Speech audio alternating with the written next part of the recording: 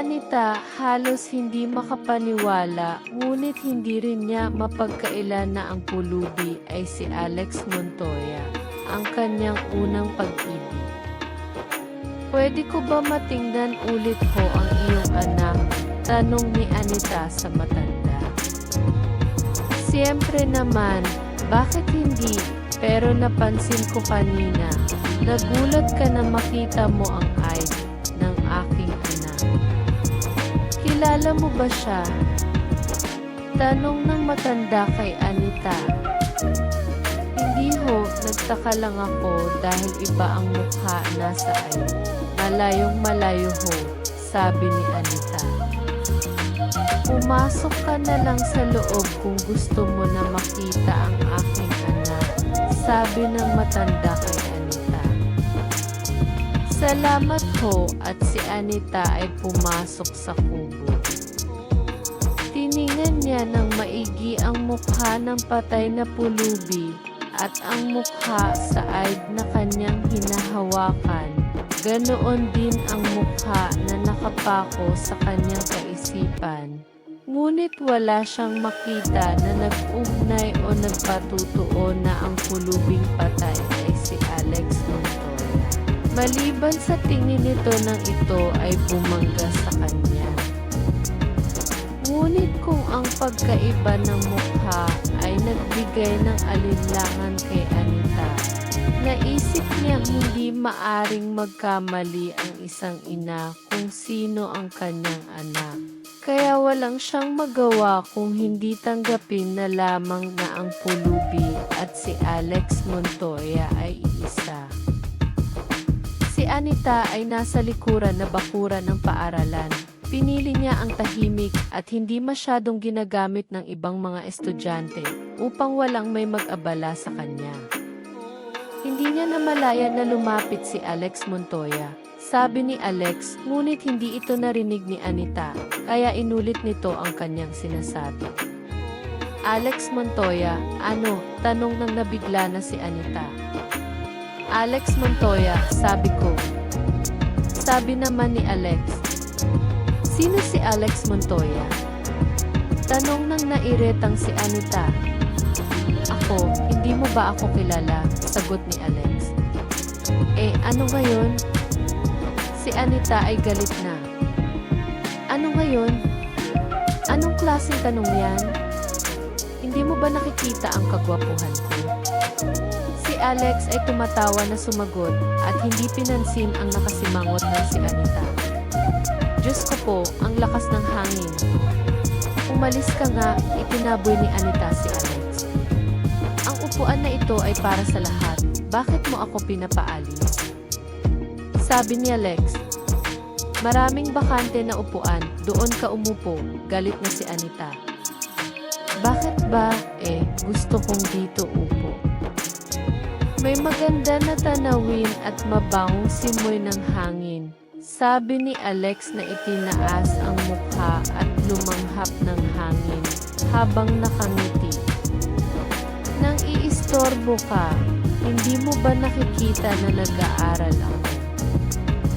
Umalis ka dito." Si Anita ay talagang galit na. Nang ang hindi natitinag na si Alex ay hindi gumagalaw, si Anita ang galit na lumipat sa ibang upuan. "Huwag mo akong sundan kung hindi mo gusto na isumbong ko ikaw ng pandiligalig sa mga babae." Si Alex ay napakibit balikat lamang at tumatawang umalis matapos sabihan si Anita ng "Sige, kung iyan ang gusto mo, mahal, hanggang sa muli." Si Anita ay napabuntong hininga nang umalis si Alex at nang malayo na ito, siya ay napangiti. Alam niya kung sino si Alex Montoya. Kilalang kilala ito sa kanilang paaralan. Naglalaro ito ng basketball at totoong magandang lalaki na kinahuhumalingan ng mga babae. "Anita," nagulantang si Anita sa malakas na pagtawag ni Aldo na bumalik na galing sa pagbili ng pagkain. "Binilhan din kita ng hamburger, kain tayo," sabi ni Aldo. "Saka na ako kakain, kayo na lang." Matapos mong kumain, lalakad tayo kasi hindi pwede na pabayaan lang na ganyang nakahiga ang namatay. Kailangan mailibing siya sa loob ng 24 oras dahil hindi siya nabalsama, sabi ni Anita. Huwag mo nang alalahanin ang tungkol dyan. Tinawagan ko ang girlfriend ko na nagtatrabaho sa opisina ni Mayor nang hingi ako ng tulong. Tutulong daw siya sa atin. Ipakuha daw nila dito ang bangkay at ipalibing, gasto ng gobyerno, kaya maghintay na lang tayo, sabi ni Aldo. Mabuti naman at wala nang maging problema, si Anita ay nakahinga ng maluwag sa sinabi ni Aldo. Habang ang dalawa ay kumakain, si Anita ay tahimik na nagmamasid lamang at ang kanyang kaisipan ay bumalik ulit sa nakaraan.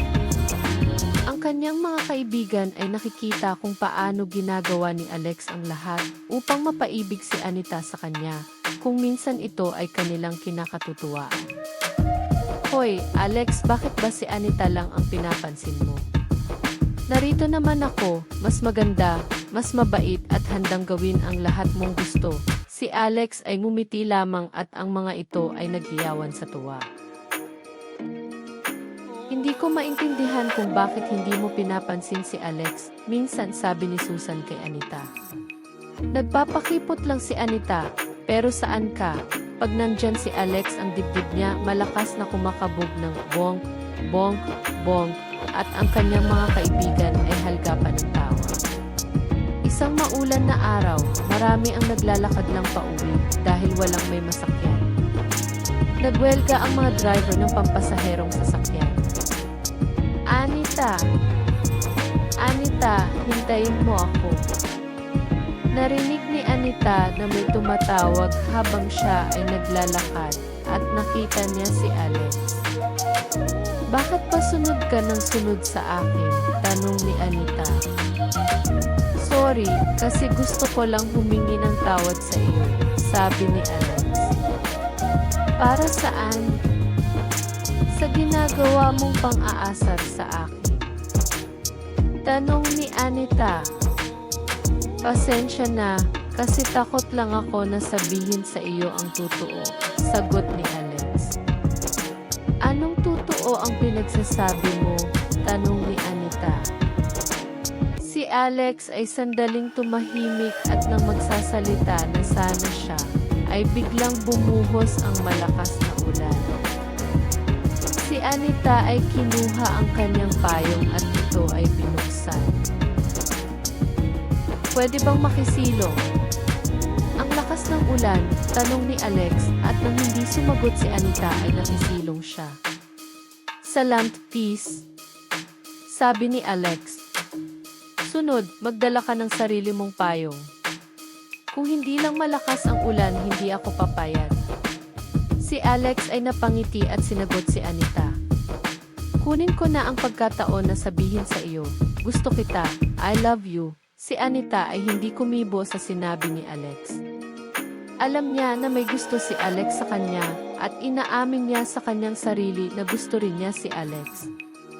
Kaya hindi lang niya ito pinapansin dahil baka naglalaro lang ito at hindi seryoso.